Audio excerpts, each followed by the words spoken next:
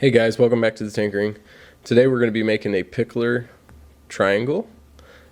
It's a type of ladder that allows kids to learn how to walk and climb and kind of carry their weight and get used to being mobile. It's really sweet. My kid used it quite a bit. He never really climbed on top of it, but he did use it to walk around quite a bit. And he pushed it just like a stroller with wheels or something. It was quite fun to watch, and doesn't take up a lot of room, and you can just use scrap wood to make it. It doesn't take much. I think it took me about, I want to say 6 to 8 hours to make it. It was pretty quick, and that's probably with breaks and stuff like that. At the beginning of this video, you're going to see me actually making a miter gauge for my table saw. I have a contractor saw, and it doesn't really give me enough depth before the blade to cut wider boards to cross cut. I really need to get me a miter saw or something, just so these little projects are a little easier. So I made this one out of some scrap. As you can see, it doesn't have to be perfect, because none of my cuts need to be exact or anything like that. It's a very quick, down and dirty type of project. All the angles and measurements are kind of just off the top of my head, what I thought looked good or felt good.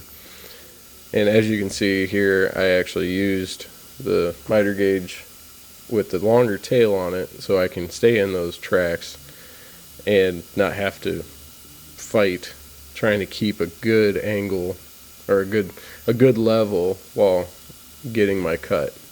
And it actually, with the longer tail, gives me a little bit more room to line up my cut lines so I can at least get somewhat precise. Well, like I said, since it's made out of wood, it's not for perfect joinery by any means, just for down and dirty cuts basically.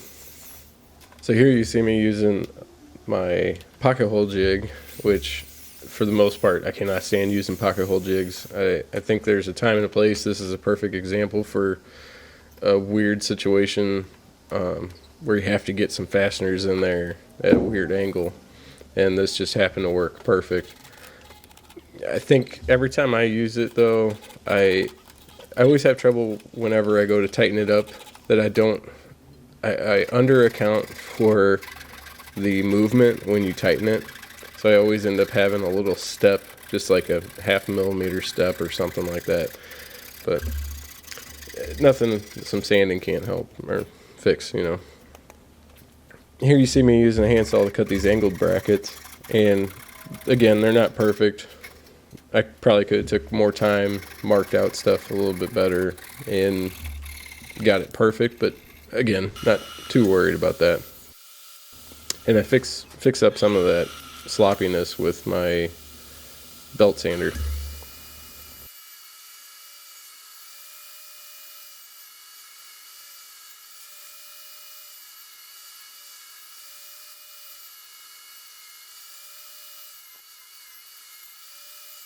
The other problem with this contractor table saw is at the end of this faceplate, it always ends up catching on pieces, so you kind of have to let it either ride up a little bit, or sometimes you actually have to physically pick it up, and you can see that when I'm doing these bevels.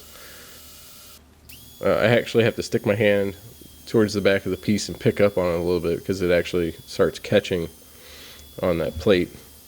There's no way to adjust it. Can't wait to get a better table saw. It is what it is. So here's me using the belt sander, and I put 2 blocks together. That'll give you a flatter surface using 2 blocks than just using one and trying to eyeball it. I think I do go in with just a single one because there was one corner that was really rough and I just needed to knock a lot more material off it. But I'm just kind of eyeballing these holes where I think they need to be. Just making sure that, like, I could stand on this ladder and it won't break, just making sure there's enough structure there for an adult if need be, let alone a 15-pound kid.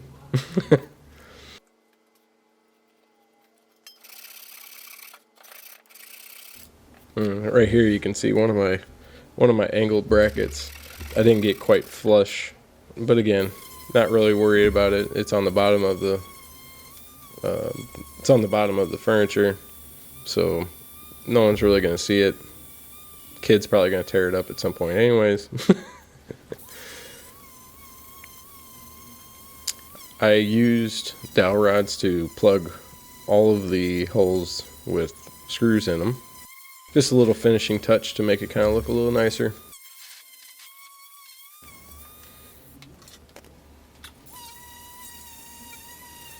And then a decent amount of sanding. Gotta love sanding. I hate sanding.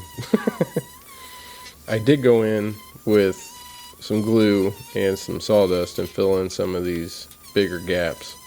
And at the end, you don't even notice most of them. So these are called Pikler triangles. They're meant for, helping your kid learn how to walk and stuff. Some of the ones online are a lot taller, which kind of intimidated me. I wanted something that was a little shorter so he can put toys on top of it and stuff like that. But for the most part, as long as you're around the kid when they're playing on it and stuff like that, it's, relatively safe. The big tall ones though, I don't know how. You must have to sit there and like hold your child as they climb up and over some of them. You guys should check them out. Some of these designs are weird and they look dangerous.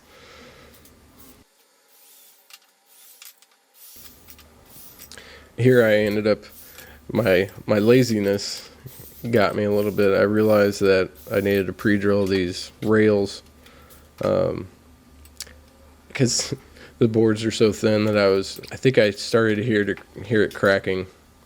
And me being a lazier woodworker, I didn't even think about doing it until after I got to that point. So then I just went through and just pre-drilled everything and put enough glue on there for structural support, and this thing's never coming apart.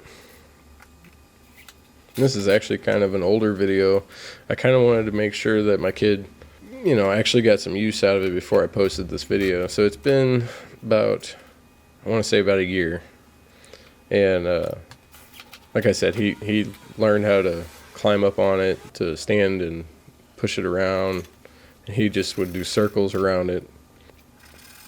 Sometimes we'd put toys in the middle of it, so then he actually had to like walk around to one side and grab it, or try to get up on top of it, stuff like that. It was pretty fun, pretty cute to watch him do that. And I decided for a finish I wanted to use olive oil. That way I didn't have to worry about how long it needs to set and cure. I still let it sit outside in the garage for about a week, I think it was, and I put it on some cardboard. That way the oils that were in the legs actually kind of dried off a little bit and leached before I put it on the carpet. And like I said, it can hold my weight. I wouldn't trust jumping on it, but it'll hold my weight. And thank you guys for watching. I hope you guys get inspired by this and try to make something for your family. All right, I'll see you next time.